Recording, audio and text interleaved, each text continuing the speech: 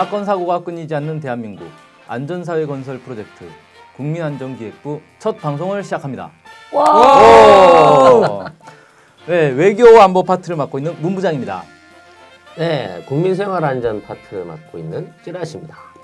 네, 대한민국 사회안전 파트를 맡고 있습니다. 박 박사입니다. 반갑습니다.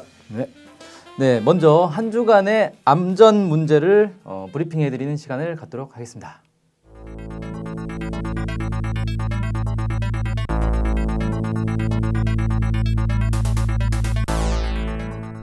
이게 매년 이 세계 최대 규모의 훈련을 이 조그만 땅덩어리에서 하다 보니까 이 주변 지역에 이제 이 안보 문제가 이제 좀 심각해지는 거예요. 그래서 북한에서도 당연히 이 훈련에 대해서 매번 이제 반발을 하고 이번에도 3월 2일 날 맞춰가지고 미사일을 쐈죠. 두 발을 사거리 490km짜리 미사일을 서해안에서 동해로 두 발을 쏴서 이제 경고 사격을 한 거죠.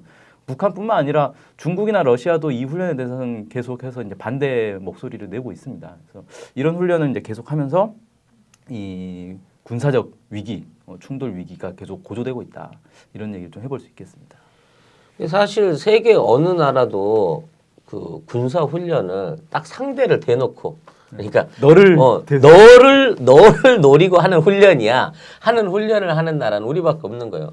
우리가 세계 유일한 분단 국가 아닙니까? 이게 지금 하고 있는 훈련은 유사시에 북한 정권의 붕괴라든지 아니면 북한에 대한 그 전술적인 공격 능력을 확인하고 연습하기 위한 훈련인 거예요. 사실은 실질적으로. 그러니까 북한은 연습이라고 하지만 바로 턱 밑에서 미국의 상륙함과 20만이 넘는 군대가 왔다 갔다 하면서 그걸 하고 있는데 훈련하다 실수로 훅 넘어가면 어떡할 거야.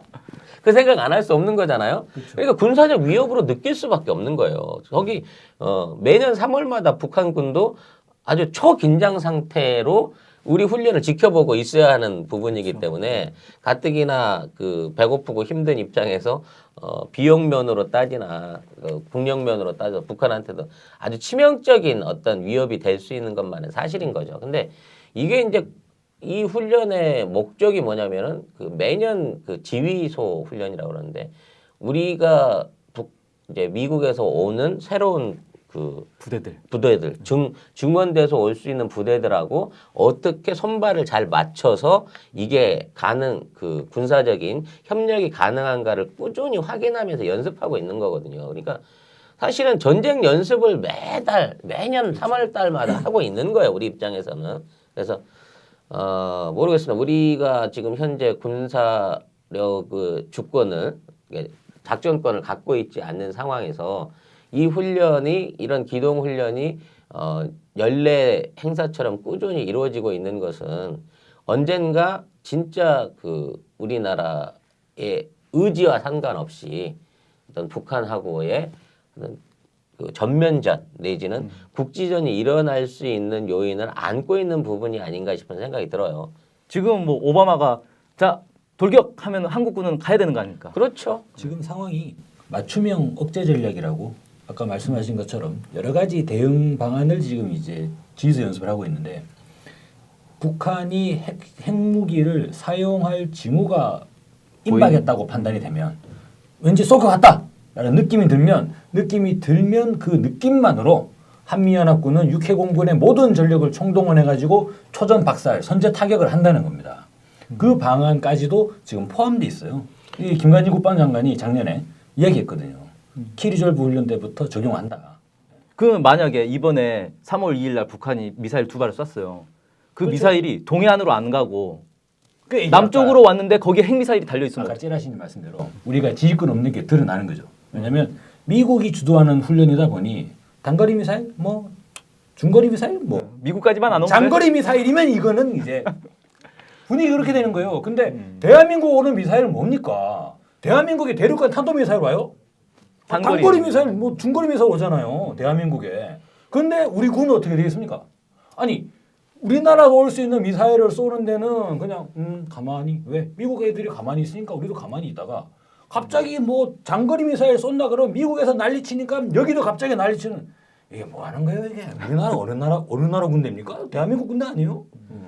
굉장히 중요한 지적을 하셨는데 북한이 주력으로 갖고 있는 미사일이 지금 스커드 미사일의 개량형이에요. 네. 보통 500km에서 1000kg의 탄두를 실을 수 있고 그 탄두가 날아가는 거리가 500km 전후기 때문에 우리 국토 전체가 다 그렇죠. 위협에 노출되어 있는 거거든요. 문제는 이미 핵무기를 10개 이상 갖고 있다고 하는 북한이 현재 있는 핵무기의 사이즈를 탄두에 실을 수 있는 1톤 미만의 탄두로 소형화를 했느냐.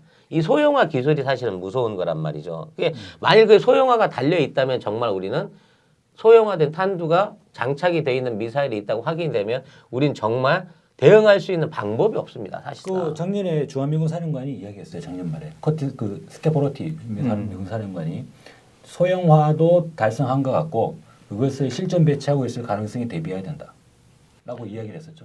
지금 이 수도 서울하고 최종 그 휴전선 이남에서 있는 거리가 채 50km도 안 됩니다. 이 직선으로 하면 20km에 가까운데요. 네. 그 정도 거리를 날라오는 미사일을 요격할 수 있는 기술은 사실상 없어요. 이게 발사가 돼서 떠오르는 순간 여기서 포착을 한다 그래도 20초 안에 이미 날아옵니다. 그게 우리 수도 서울로. 그걸 막을 수 있는 방책은 사실상 없어요. 어떤 군사기술 안에서도. 그렇기 때문에 이 선제적인 타격만이 우리의 유일한 방어책일 수 있다는 얘기입니다. 그러니까 근데 지금 문제는 뭐냐면 북한이 구식 미사일을 하나를 쏘면 여기서 와라락 대응하면 막을 수 있을 것 같아요. 근데 지금 북한은 미사일을 늘리고 있지 않습니까? 그러면 예를 들어서 구식 미사일을 한 발 쏘는 게 아니라 10발, 100발을 쏴버리면 여기서 어쩌라는 거예요, 그게. 하나라도 떨어지면 어떡할 겁니까? 네. 그래서 이게 아까 원자력 발전소하고 연관이 있는 그렇죠, 얘기인데요. 그렇죠. 그런 얘기. 만일 핵탄두가 아니라고 하더라도 북한의 미사일이 고폭 그러니까 일반 폭약을 500km 정도 장악한 상태에서 우리 핵시설에 떨어진다고 하면 그거는 핵포탄보다 더 무서운 결과를 가지고 올 수가 그대로 있습니다. 후쿠시마 재현되는 거지 않습니까? 이 히로시마나 나가사키에 떨어진 핵폭탄이 떨어졌어도요. 사람들은 살았습니다.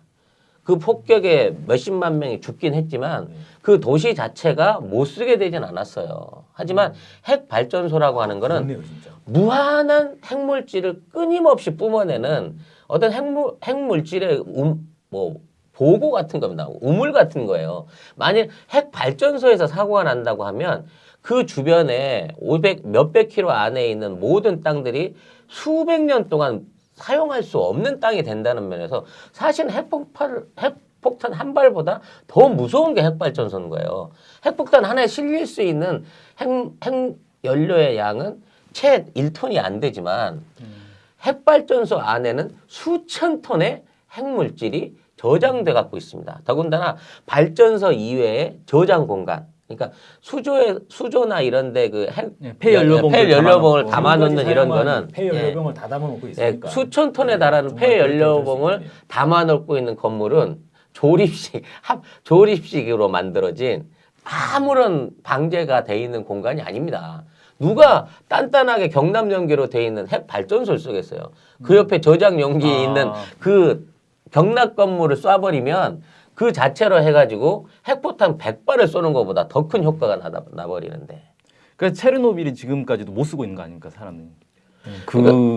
야, 그게 이제 저는 오늘 처음 들었어요. 뭐냐면은 히로시마나 나가사키에는 원자폭탄이 떨어졌는데 그런데도 지금 일본 사람들 살고 있지 않습니까? 네, 그때도 죽은 사람만 죽고 그 도시에서 그냥 살았어요. 히로시마 카프 야구도 열심히 잘하고 있어요.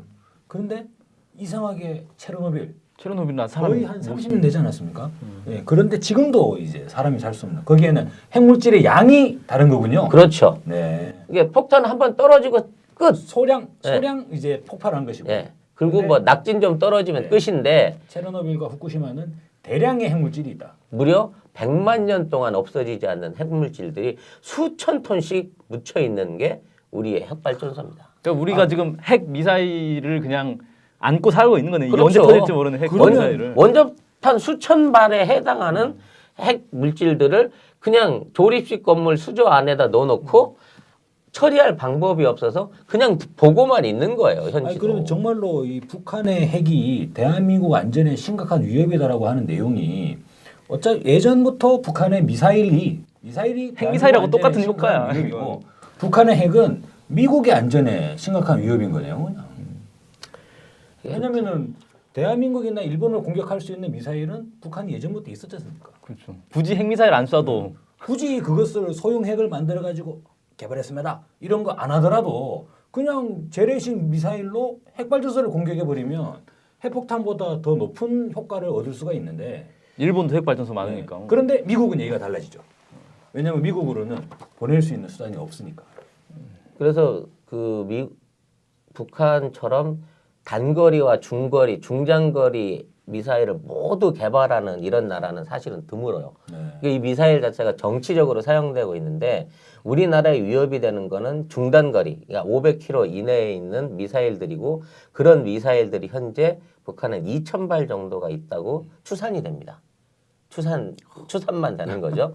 그것도 자체적으로 스커드형 미사일을 개발해서 뭐 화성 2, 3호 뭐 이런 미사일들인데 이런 미사일들을 자체적으로 제작할 수 있는 기술이 있고 그거에 대한 그 보유량들을 점점 늘려가고 있어요. 그리고 얘네들은 이동식 발사대를 통해서 그걸 발사하게끔 그 개조를 하고 있습니다. 트럭이나 이런 데다가 싣고 다니다가 최근에는 그 잠수함에서도 예. 발사하는 걸 개발한다고. 예. 그래서 어느 시기에 느닷없이 생각지도 못한 장소에서 쏠 수 있게끔 기술 개발을 하고 있는 상황인데 사실상 거기에 대한 억제를 한다고 하는 것 자체는 뭐 패트리어트 같은 이런 그 구형 미사일로는 격추율이 거의 없어요. 이라크 전쟁 때 지금 미국이 쓰고 있는 패트리어트가 스커드 미사일을 요격한 예가 실제적으로 거의 없다고 합니다.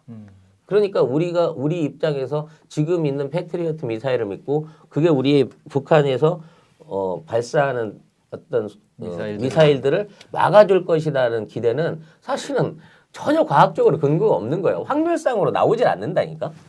그러니까 이게 그 핵발전소도 그렇고 이 전쟁도 그렇고 핵발전소도 안 터지면 사실 큰 문제 없지 않느냐. 근데 이게 사고가 났을 때 이제 어마어마한 피해를 줘버리는 사고가 날 확률은 작지만 만약에 났을 때 이게 피해 자체가 어마어마하게 난 거고 전쟁도 마찬가지로 저는 그렇다고 당장 이번에 키리조를 훈련하니까 3월달에 전쟁 나겠네 이건 아니잖아요. 3월달에 전쟁이 날 가능성은 높진 않다고 보는데 만에 하나라도 이게 나면 이건 이 땅은 이제 사람이 살 수 없는 땅이 돼버리는 거니까. 그렇죠. 없다고 볼 수 없는 거죠. 평상시보다 높아지는 건 분명한 사실입니다. 그래서 이게 단순히 막 훈련 열심히 하면 북한에서 공격 안 하겠지 이렇게 볼 문제인가.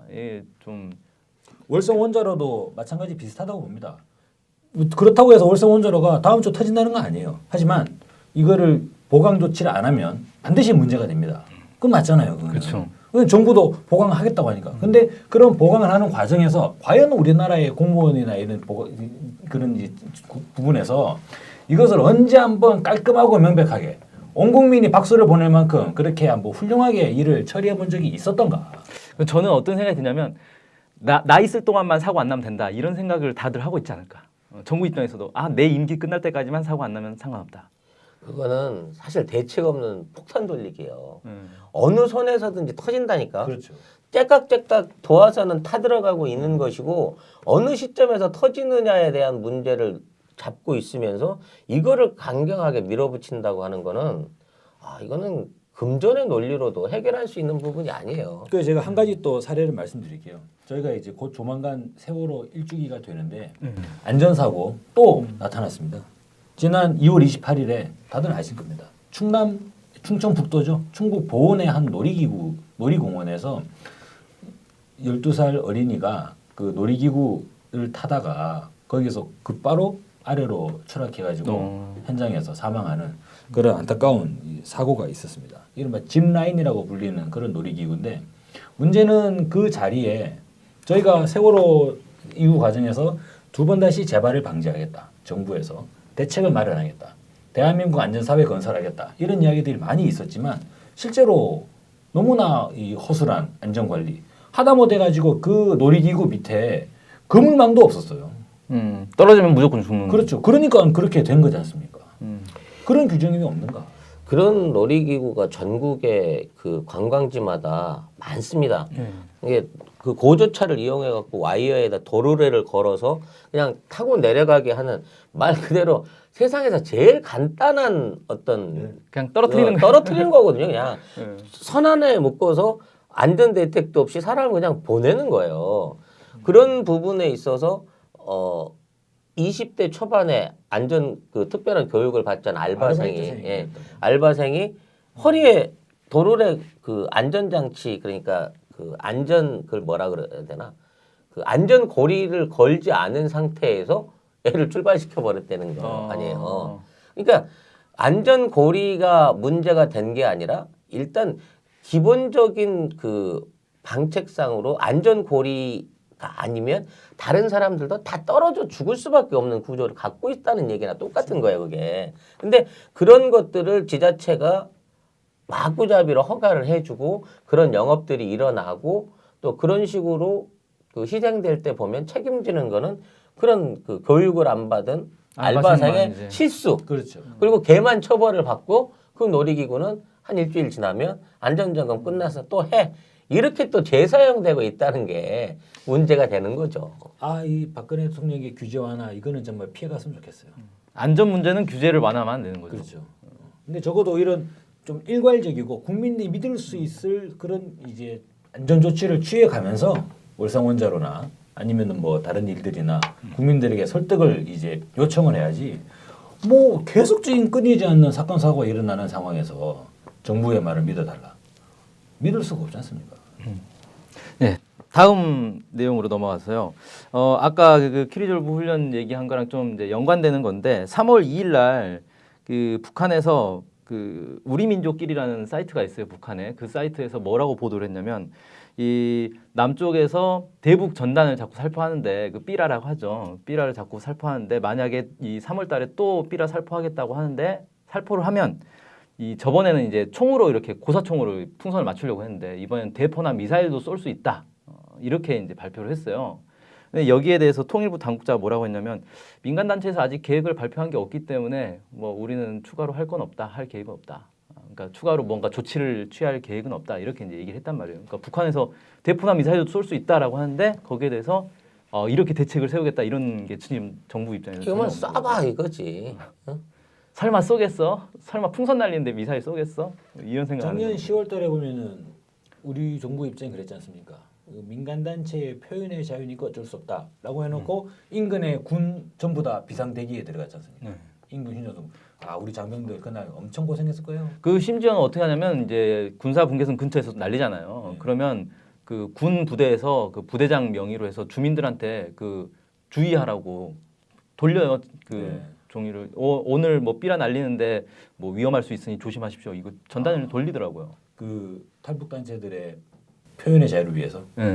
주민들 보고 요즘에 조심하라고. 뭐 박근혜 대통령에 대한 그림 뭐 표현의 그렇죠. 자유- 지금 이달에만 4번째 네. 삐라가 전국적으로 이제 뿌려지고 있는데 비슷하게만 그려도 뭐 다 어. 추적하더만. 그 부분에 대해서는 어떻게든 악착같이 추적을 해가지고 처벌을 하겠다고 하는데 작가의 인쇄소에 뭐 다 지금 수사 들어가지 않습니까? 심지어는 그 대북 삐라가를 확산을 막기 위해서 SNS까지 전부 그래요? 점검을 한다 그래요. 음. 예, 이번에 광화문 앞에서 삐라를 뿌렸던 사람이 SNS를 추적해가지고 이 사람이 과거에 페이스북에서 언제 삐라를 뿌리겠다 하는 얘기를 한 적이 있다 그래가지고 그 사람을 쫓아가서 체포를 했지만 아니었죠.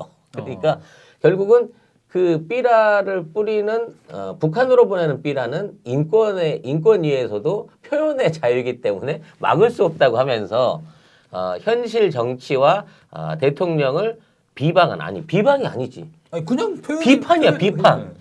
잘못한 거에 대해서 비판한 거잖아. 비판도 모르겠고 저는 그냥 풍자 같아요. 그러니까 정당한 명백히 비판을 뭐 갖다가 대통령은 뭘 잘못했다 이런 내용도 없어요. 그냥 그림 하나 그려놓고 그렇죠. 경국지색이라고 써놨는데 그냥 경국지. 경국지색은 예쁘다는 거 아니에요? 그 경이 이쁘다는 경이 아니라 나라를 기울게 한다는 경이니까. 그렇습니까? 예. 나라를 기울게 할 만한 미모라는 얘기인데 기모노를 입었어.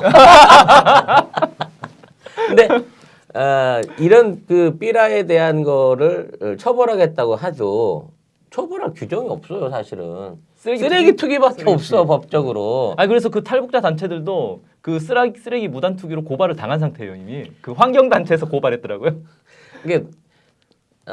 이게 실제로는 그 대북 전단도 남쪽에 떨어지지 않습니까? 네, 바람이 예, 뭐 경기도 겨울에 용인에 예, 떨어지고. 왜냐면 겨울에는 이 북풍이 다 이렇게 서풍 내지는 북풍이 남쪽으로 불어오는 바람들이 많기 때문에 보내려면 그 춘삼월 지나서 날씨 따뜻해졌을 남풍 불 때 예, 남풍 불 때 보내야 되는 거거든. 지금 뛰어봐야 사실은 거의 바람이 역방향으로 불기 때문에 넘어가지도 않아요. 그러니까 이건 그런 생쇼라고 결국. 대북 전단이 결국 북한 주민 뭐 어쩌고 하는 게 아니라 북한 우리 보라고 주민, 만드는 우리 거야. 보라고. 우리 주민들 보라고. 그래서 그 국가 공무원들이 세금을 들여갖고 그런 단체에다가 지원금을 주는 건가? 거기 보니까 뭐 이승만, 박정희 뭐 이런 찬양하는 내용 많이 있더라고요. 네. 그 우리 보라고 하는 것 같아요. 이것도 상당히 위협적이네요. 국민 안전에 그런 거가 날아가서 북한에 안 떨어지고 한국 땅에 뿌려지게 되면 그걸 보는 우리 국민들은 얼마나 스트레스 받으시겠어요. 근데 휴전선 접경 지역에 파주 지역의 주민분들은 정말로 안전을 위협 받으시나 봐요. 그뭐 저번에 실제 고사총을 쏴버렸잖아요. 총격전이 있었고 그리고 또 뭐 몇 년 전이지만 연평도 포격전이라는 사건도 있었고 연평도 주민들도 이런 일이 있을 때마다 늘 이렇게 노심초사 안전 위협을 받지 않습니까? 그리고 거기 또 연평도 포격전 이후에는 대피소를 또 새로 만들었지 않습니까? 그런 과정들이 있으니까 이게 정말로 저희가 예의주시해봐야 되지 않나. 그리고 그 사실 거기 살고 있는 게 무슨 죄입니까? 적경지역 사는 게. 거기서도 어차피 다 농사짓고 뭐. 제가 저번에 이제 연평도를 가봤더니 연평도에 그 포탄 맞은 건물 하나를 기념으로 이렇게 기념 공간을 만들어놨어요. 그래서 그 안에 막 이렇게 막 그 보온병 이런 것도 갖다 놓고 막 이렇게 해놨던데 그 옆집 사는 아저씨가 이제 우리가 그 구경하고 있는데 와가지고 막 뭐라 하냐면은 아니 폭탄이 떨어져가지고 자기 집도 피해를 봤는데 자기 집 수리해주겠다고 해놓고 전혀 수리 안 해놓고 이미 불타버린 건물만 멋들어지게 지금 돈 들여가지고 해놨다고 자기 집 마당도 다 파헤쳐졌는데 이게 뭐냐고 막 화를 내시더라고요. 그러니까 전시 행정의 극치네요. 주민들 피해본 주민들한테는 뭐 제대로 해주지도 않고. 마지막으로 이거는 좀 이런 사건을 자꾸 보도드리는 게 정말 좀 죄송스럽기도 하고 저도 걱정이 되기도 하는데 이거는 뭔가 분명히 대책이 필요하기에 말씀을 드릴 수밖에 없습니다. 보험금을 노리고 자기의 친가족을 살해한 그런 이제 인면 수심의 사람이 경찰에 이제 체포가 됐죠. 지난 2011년부터 이분이 이제 보험금을 노리고 맹독성 농약을 타서 남편을 이제 사망에 이르게 하고 그러고 나서 다시 재혼을 하셨나 봐요. 재혼한 남편도 2년 뒤에 어이구. 같은 수법으로 사망에 이르게 하고 심지어는 자신의 친딸에게도 농약을 먹여가지고 병원에 가게 해서 보상금을 타내고 그게 이제야 적발이 된 거예요. 그 남편의 시어머니도 자기를 무시한다면서 사망에 이르게 아 그건 보험금과 관계없이. 이 와. 사람이 두 남편을 죽이고 받은 보험금이 10억 원에 달한다고 합니다. 근데 뭐 10억 원이면 10억 원이고 그냥 뭐 1,000억이면 1,000억인데 저는 이걸 보면서 물론 이제 님에다가 점 하나 찍으면 남이지 않습니까? 자기 친딸이라고 하는데 이게 정말 우리의 인간성이 어디로 가는가? 돈 앞에서는 가족이고 뭐고 없는 상황이 생기는 거고 그런 식의 어떤 범죄들이 알려지게 되면 역시나 또 그걸 모방해서 하는 범죄들이 계속 생긴단 말이에요. 이 사람도 그런 아이디어를 처음 창안한 사람이 아니잖아요. 그렇죠. 이런 사례들이 보험금 많았단 말이야. 어?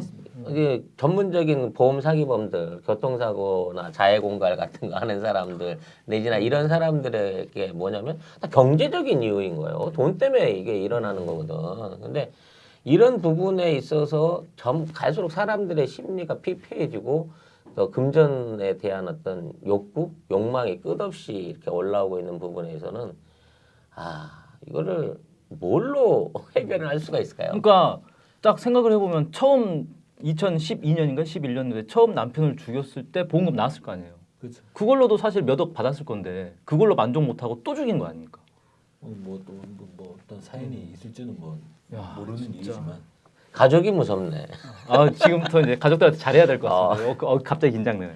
이런 식으로 얘기하니까 집에서 밥을 못 먹겠는데 나는. 근데 한국 사회가 언젠가부터 저희는 우리가 원래 이웃사촌으로 유명했잖아요. 그쵸. 그 예전에 조선을 들여다본 외국인들이 칭하기를 저 나라는 집에 대문이 없다. 뭐 전부 다. 그리고 또 무전 취식, 무전 그렇죠. 여행이라고 하죠. 네. 대한민국이 무전 여행이 가능한 나라였지 않습니까? 근데 지금은 무슨 무전 여행은 뭐돈 없으면 그죠? 지하철도 못 타요. 예. 갈수록 각박해지고 있는 이런 그 경제적 어려움 그리고 사람들의 어떤 생각들이 사람의 목숨 따위 그냥 경시해 버릴 수 있는 그렇죠. 이런 세상이 돼가고 있는 것 자체가 과연 무엇 때문인가? 그러니까 생각을 해보면 경제가 어려우니까 사람들이 각박해지는 건데 그 뭐 한국이 뭐 좋았다 무전 취식이 가능했다 그때보다 지금 경제가 더 어려운 건가? 그것도 아니단 말이에요. 근데 이게 그 상대적인 느낌이 있을 거예요. 우리가 구한말에 조사한 걸로만 봐도 주택보급률이 그때는 65%에 70%에 달했다네. 네. 그러니까 아무리 못 살아도 집은 기본적으로 한 채씩은 있었다는 초가집이라도 얘기야. 짓고 살면 되는 초가 거죠. 3간, 네. 초가 3간 뭐 짓고 이제. 그렇게 근데 되는 지금 현재는 30%대로 지금 떨어져 가고 있잖아요. 자가 그 그렇죠. 네. 보유율이. 그러면서 계속 집들은 늘어나고 있는데도 불구하고 우리 전체 가구보다 넘는 주택이 지어져 있음에도 불구하고 1가구 1주택은 가면 갈수록 멀어지고 있는 이 현실. 늘 전세나 월세에 쫓겨서 그렇죠. 살아야 되는 이 현실이 우리가 경제적으로 뭐 3만 불 시대가 도래했다고 하는데 그 3만 불을 누가 갖고 있는 건지 상상을 할 수가 없네요. 그러니까 상대적 박탈감은 점점 심해지고 네, 있다. 점점 더 심해지고 있는 차라리 거예요. 옛날에는- 3만 불이면 가구당 치면은 연소득이 1억이 넘어야 돼요. 이게 4인 가족만 돼도 1억 2천은 벌어야 된다는 얘기예요. 우리가 1억 2천 보세요? 아유, 이런 만져나 봤으면 좋겠습니다. 저는 10년째 열심히 달리고 있는데 그 반도 안 돼요. 지금. 반은 뭡니까? 반이라고 반에 반은 됩니다. 반에 반에 반은 제가. 야, 씨, 제일 낫네. 저는 이제 최저 생활비도 못 하고 있는 상황이기 때문에 할 말이 없긴 한데 이제 그나마 다행이네요. 그 농약이 비싸서 쉽게 사 먹을 수가 없어 우리 집안에서. 나는 그거는 안심해도 되는 상황이네 그럼. 이번 주 시간 많이 갔습니다. 한 15분만 하려고 그랬는데 이게 15분이 아니라 1시간 넘게 한 것 같은데 네, 한 주간의 사건 사고 끊이지 않고 있는데 대한민국 안전 사회를 위해서 저희가 더 노력하겠습니다. 자, 1부 순서 마치고 2부 넘어가도록 하겠습니다. IT로 진실을 찾아내고 세상을 바로 잡은 기록을 담은 책. 두 얼굴의 네이버. 진보의 블랙박스를 열다의 저자. 김인성이 쓴 IT가 구한 세상. 펴낸 곳. 홀로 깨달음.